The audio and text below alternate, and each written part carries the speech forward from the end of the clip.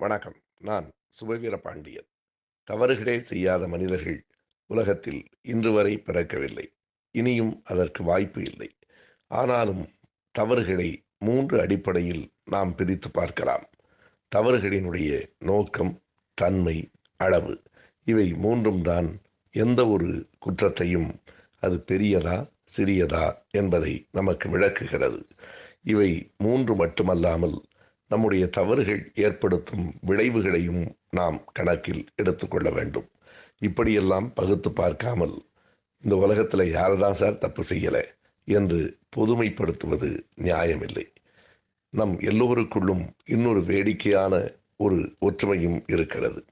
நாம் தவறு செய்கிற போதெல்லாம் அவற்றை நியாயப்படுத்துகிற வழக்கறிஞர்களாக நாம் ஆகிவிடுகிறோம்.